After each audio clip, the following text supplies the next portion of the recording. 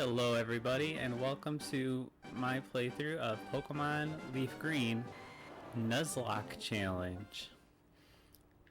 Alright, so this, if you're not familiar with the Nuzlocke Challenge, I'll kind of explain it as we go. I'll also have it down in the description of every episode if you ever want to read it, or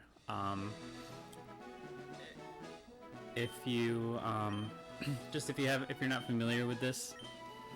I know it's a pretty common challenge nowadays. I'm hardly the first person to do this, but I'm sure not everybody has heard of it before. And also there's a lot of variations out there, so I'll tell you the specific rules that I'm going to be using. I'm going to go with the girl character here, and I'm going to name her Leaf, which is her canonical name. And I'm going to name our rival Blue, which I think is his canonical name. I'm not 100% sure.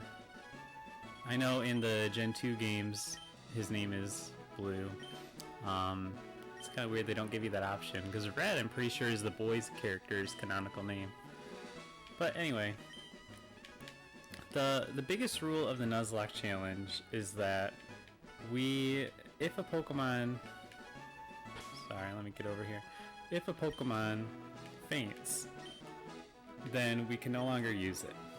Okay, and whether that means releasing the Pokemon or putting the Pokemon in the PC permanently, regardless of which one you want to do, you just can't use that Pokemon anymore at all. I'm going to put it in the PC, and I'll explain why in a little while. Let me get through the rules first. Is there anything in this game? Yeah, we got a potion. So that's the biggest rule. Basically, you have permadeath with your Pokemon. Okay. The second rule is you can't really plan your party. Okay. So, you are only allowed to catch the first Pokemon you see on every route, or in each area. So like for event Pokemon, for example, not like event Pokemon, but Pokemon the NPCs give you. Like, I would count that as a Pokemon for that area, assuming it's the first Pokemon we've seen in that area. But like, for example, when we go on this grass out here, when we're allowed to, and then this isn't going to start until we have Pokeballs, because we don't have Pokeballs the first time we go in the grass. But the first Pokemon we see, we are allowed to catch. If we do not catch it, we cannot catch another Pokemon. If we accidentally faint it, we can't catch another Pokemon. Okay. So yeah, we can only catch the first Pokemon in each route. Now, this part right here, for picking our starter, there are different ways that people do this, but I'm going to go with the first optional rule on Bulbapedia. Okay, and I'll link that site so you can kind of see where I'm taking these from too. But Bulbapedia stipulates that if the last digit of your trainer ID is 1 to 3, you pick Bulbasaur, or the grass starter in other games. If it's between 4 and 6, you pick the fire starter. And if it's between 7 and 9, you pick the water starter. And if it's 0, then you get to pick. Okay, so let's do that right now and see what our trainer ID is. Last digit is 1. Alright, so we are going with Bulbasaur. That'll be interesting. He is easily my least used starter in this game. In any of like the red and blue and all the remakes. Okay, and now here's another rule. We do have to nickname every Pokemon. Okay, this is in order to create like a more special bond with that Pokemon, so that if it faints and you can't use it anymore, it kind of impacts you more. So what should we name this guy? Man, I'm really bad at naming things. Let's see, it's a girl, so I'm gonna go with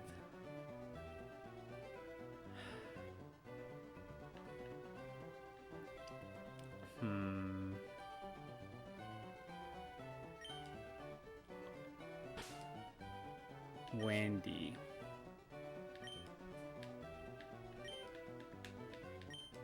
Alright, Wendy the Bulbasaur. Just picking the first name that comes to my head. I'm not one of those people who like to name my Pokemon after all my friends or give them funny names or anything like that. So this is kind of where the Nuzlocke starts. If our Bulbasaur faints in this first battle here, then we won't have any Pokemon left, and that'll be a game over. Okay, so let's hope we win this, or else we're gonna be doing Nuzlocke attempt number 2. I'll kind of try to say some more of the rules as we go. Healing items in battle. Okay, so this is another optional rule that not everybody uses. I'm going to use the rule that I'm allowed to use 1 healing item per battle. Okay.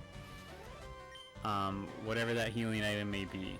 It could be a potion, it could be a full restore. I'm gonna take his attack down a little bit because he has Scratch, which is pretty powerful. At least it is in some of the games. I'm not exactly sure about this one. And then I'm just gonna tackle him from here. Yeah, it looks like he does slightly more damage than me, or did. So hopefully that brought him down a little. Ooh, he's fast. This isn't good. Usually they go pretty easy on you in this first battle. Like if they start to get you down, then they'll start to stop doing damage. Oh my god, he crit. He crit. Alright.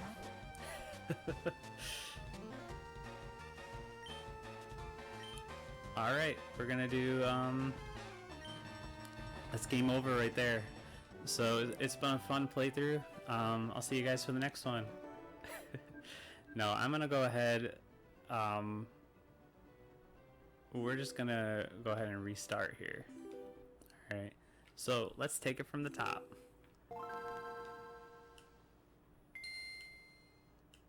Ah, man.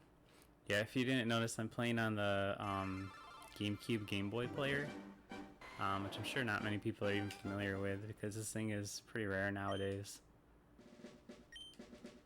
Oh man, so we might not even get Bulbasaur this time. Rest in peace, Wendy.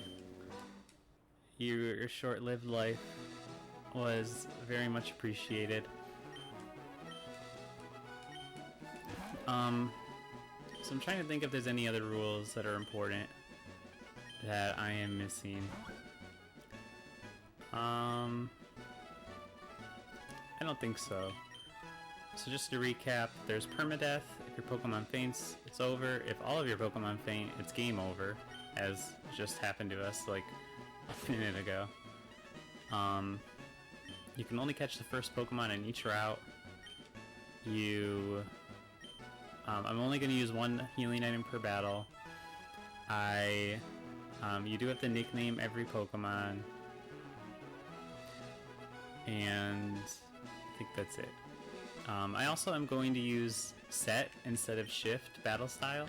So in regular battles, if you have it set to shift, which it is by default, it'll ask you every time if you want to, it'll tell you what Pokemon's coming out and ask you if you want to switch your Pokemon. So we're not going to have that crutch. We're just going to have to face whatever's coming out, and if we want to switch Pokemon, then oh, I forgot I had that potion. I could have used it. Oh my god, Wendy, you died due to my own incompetence. I am so sorry. I feel so bad for Wendy. Alright, let's look at what we're getting this time. 8. We're getting Squirtle. Okay.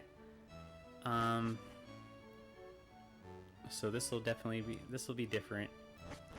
It'll be on a different trajectory. Squirtle and Bulbasaur are kind of similar. They're both kind of like the easy mode starters. I don't know why I keep going in here first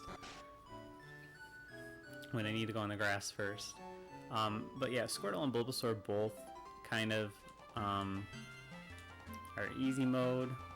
Bulbasaur is kind of easier because he's good against the first 2 gyms. He resists the 3rd and the 4th. And maybe the 5th? I don't know if Koga or Sabrina is the 5th. And then he's also good against the 8th. So he is, excuse me, he is kind of like considered the easy mode. Squirtle's not that much harder, because Squirtle is good against the first gym and resists the second, and just evolves into a really good Pokemon, Blastoise. And Charmander's kind of the hard mode. Whoops. And no, Charmander was the last one. So we're gonna pick Squirtle here, and we're gonna have to decide on a new name. I'm gonna remember I have a potion this time. So it's a boy Squirtle. So why don't I go ahead and name this one after myself? Seems appropriate. Get my own name in here. Then it'll be really sad if it dies.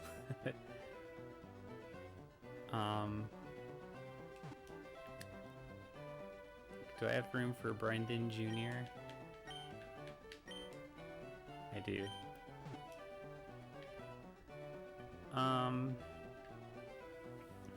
We'll just go with Brendan. Alright, so we got Brendan the Squirrel. So it'll be like I'm the Squirtle. So we're gonna win this time for sure, because now I remember we have the potion. Feel so bad for Wendy dying in vain for no reason at all. And I need to remember to set it to set right after this. I don't think I even need to bother with status moves. So a bit of background on my experience with Pokemon. This is one of my favorite game series. I've played all of the games many times. I played this game for the last time maybe about 2 years ago, and it was a randomized playthrough, so it wasn't a normal playthrough. I haven't done a normal playthrough of this game in a very long time. But I've played through the original Red, Blue, and Yellow several times. I've played through Let's Go Pikachu, which is a remake of this game also. So I'm very familiar with this game and Pokemon in general. I've only ever really played in-game Pokemon though. I've never really cared for competitive, so I've never really learned all the little nuances that come along with competitive. Let me check on our Pokemon here on little Brendan Jr. So we're gonna set that to fast. This is gonna go to set. Keep sound on mono. Let's see what frame we want. I like that blue one.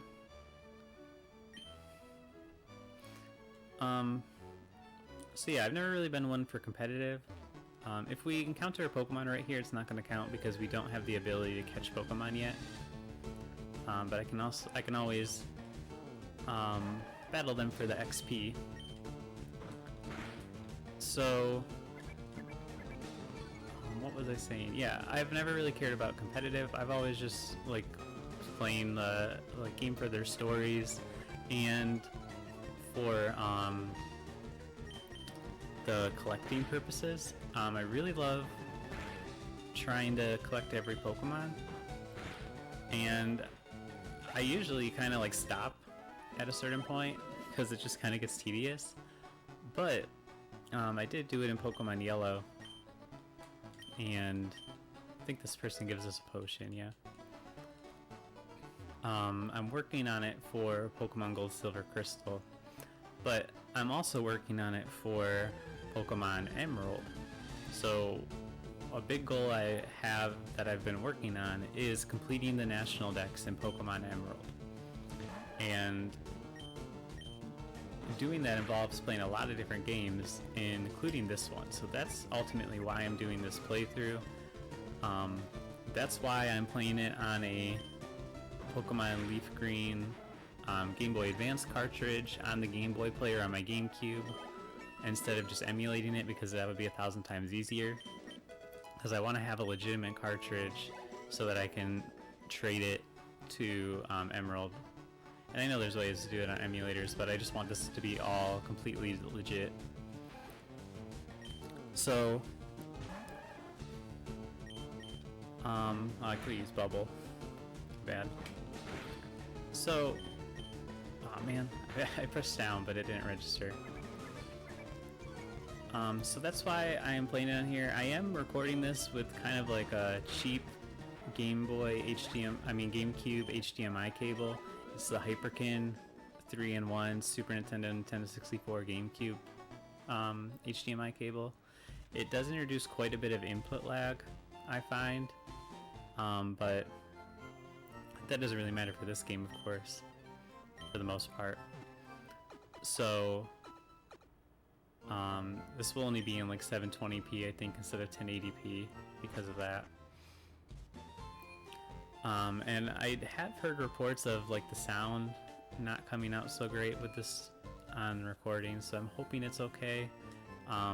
If it's bad in these first couple episodes, I might have to look for some kind of alternative.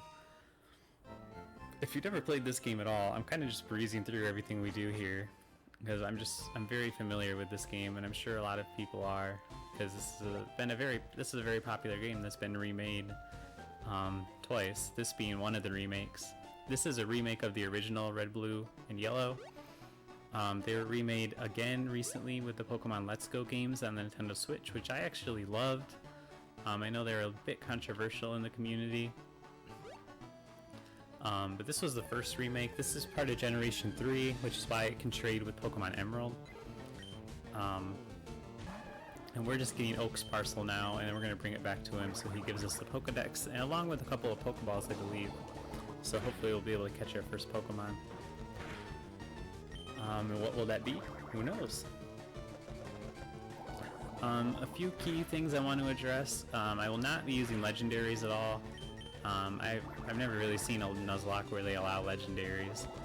I will allow in-game trades, but that's going to count as my encounter for the area. So, for example, in Vermilion City, I believe there's an in-game trade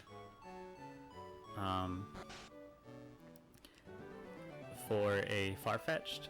So I could do that one, but that's going to count as my encounter in Vermilion City. So there's going to be no fishing for a Magikarp. Like it's one or the other. Okay. And it would also mean that I would just happen to have the Pokemon they're asking for. That would have to be one of my Pokemon. So I'm not going to allow myself to specifically go out and catch that Pokemon. If I think you could trade a Spearow for the Farfetch'd, at least in one of the games. I'm not positive about that. But say it's a Spearow, I would have to have had a Spearow in my party already that we nicknamed and have been using, and then decided to give that up for the Farfetch'd. Some of the other Pokemon that are just given to you would be the Eevee and Celadon. Again, that would count for my encounter in Celadon. So there's like a little bit of water in Celadon. I couldn't catch Pokemon there. For Eevee in particular, what I evolve it into, I'm going to use the same thing as the way I pick the starter. Well, actually, that wouldn't make much sense. I guess because we already know the trainer ID.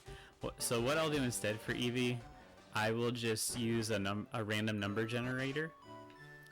So I'll generate, if I decide to even use Eevee, first of all, but I will generate a random number between 1 and 3, 1 being like whichever one comes first in the Pokedex. I think it might be Flareon, and then 2 being Jolteon, 3 Vaporeon, or whichever one comes first. So we're getting a town map here from our rival sister Daisy. So yeah, we'll deal with Eevee when we get there, if we even get there. The playthrough could end before then.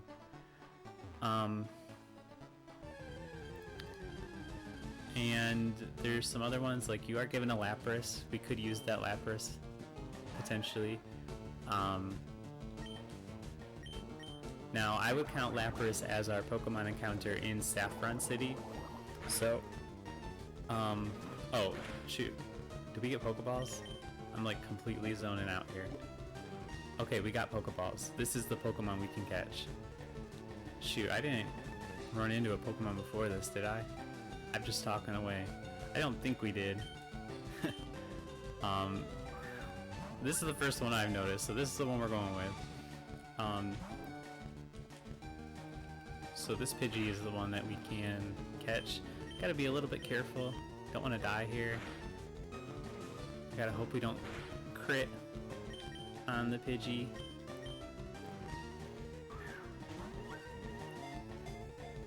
Oh man, this is nerve-wracking. Should be an easy catch though. Yeah, okay. So you also encounter Hitmonlee and Hitmonchan in Saffron, so we basically have to pick between Hitmonlee, Hitmonchan, or Lapras. Oh shoot, I didn't nickname it. Ah man.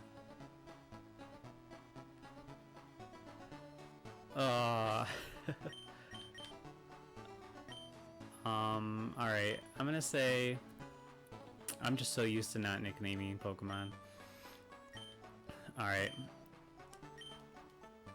Off to a rough start here. I'm going to not use that Pidgey because of I didn't nickname it, so I don't think it's fair to use it.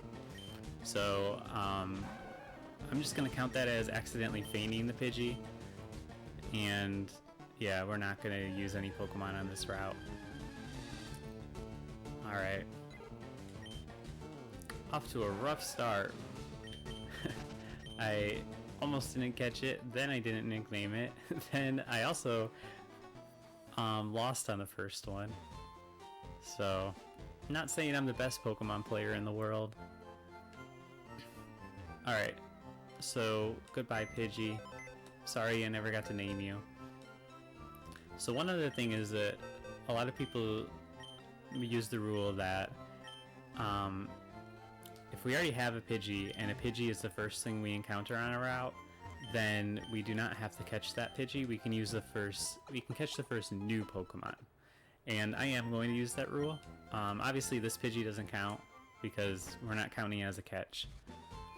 So if we would have caught that Pidgey though, then I wouldn't use the Pidgey that we saw first on the next route. So let's try to get an actual Pokemon now. First legit attempt. I have to be really careful about making sure I nickname the Pokemon because I'm not usually very careful about it. Mankey. Interesting choice. I don't really use Mankey very often. Alright, we can't do another attack, so we gotta get him on this one. If I need to do any kind of grinding or anything, I'll do all that off camera. But I do want to kind of keep grinding to a minimum because I think it's kind of like not the spirit of this kind of playthrough. I hope we don't run out of Pokeballs here.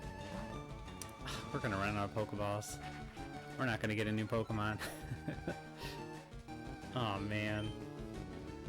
I can't weaken him anymore because he would most likely die. Come on. Oh yes, alright. Mankey. What should we name Mankey? It's a female Mankey.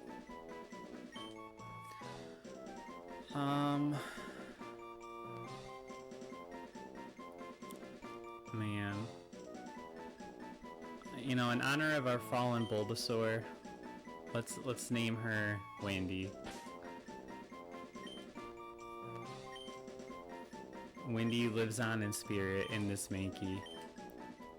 So this Mankey will probably die soon too. I don't know which of these buttons is select. Okay, it's X, because I'm using a GameCube controller. So, the reason I'm not releasing the Pokemon, that's just because, like I said, I'm trying to do the National Dex in Pokemon Emerald. So in order to do the National Dex in Pokemon Emerald, I have to, of course, beat Pokemon Emerald. You have to play through LeafGreen because it's the only way to get Slowpoke of all of the Gen 5 games. Then there's a few different ways you can go about it. You can just use the GBA games, or the much quicker way to go about it is to play through Pokemon Coliseum and Pokemon XD Gale of Darkness. And that's what I'm planning to do. I've never played them, so I'm actually planning to do playthroughs of them on this channel. It's going to be a while before we get there, of course, So this is going to be an ongoing project for a long time. But yeah, I need to play through LeafGreen here, and I need to play through, I don't want to go in that grass actually, because I don't want to fight our rival just yet, because this Mankey is certainly not strong enough for that. I'm gonna go up here and see if I can catch a couple more Pokemon first. So I actually should go and buy a couple more Pokeballs. This guy's gonna show us how to catch a Pokemon. This is actually where you can do the missing number. This guy lets you do the missing number glitch in Pokemon Red, Blue, and Yellow. Probably the most famous Pokemon glitch. You basically talk to this guy, and then you go fly over to Cinnabar and surf around that route, and you encounter the glitch Pokemon missing number. I think there's some other steps other than that, but maybe that's it. Alright, so he gives us the Teachy TV in this generation. We do eventually get the running shoes. I think it's after the first gym. So let's see. I didn't get Pokeballs. Dang it. Ah, man, I meant to go get Pokeballs. Alright. We don't get a Pokemon over here either, but we can kill this guy for the experience.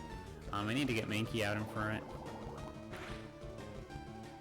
I'm not good at remembering what to do when I'm also talking. So yeah, eventually I'll do playthroughs of Coliseum and XD Gale of Darkness, because I'll need to play them anyway for Pokemon Emerald. So between Pokemon Emerald, LeafGreen, and XD Gale of Darkness and Coliseum, the only other games I would need to play through is either Ruby or Sapphire. I would need to do like a playthrough of it to get some of the Pokemon you have to pick between, like Latios and Latias, and the Clamperl evolutions. So I'm just gonna go ahead and buy as many of these as possible. Ooh, I probably should buy an antidote. I don't have enough money. Because if we get poisoned, that'll be really bad. I'll have to come back here. So yeah, I need to play through Emerald, this game, XD, Coliseum, and then either Ruby or Sapphire. It depends on which of the Latios or Latias I get in Emerald. So my tentative plans will be to eventually play through Coliseum and XD Gale of Darkness, and probably also Ruby and Sapphire. I'll probably do a Nuzlocke of those ones also, just to make the playthrough a little more fun. In between all that, I do want to do a playthrough of Pokemon Polished Crystal, which is a fan-made version of Pokemon Crystal. Let me focus here so we can see what Pokemon we're going to catch. Whoops, I pressed R. I forgot that opens the help here. Alright, Caterpie. That's not super surprising. Caterpie's very common around here.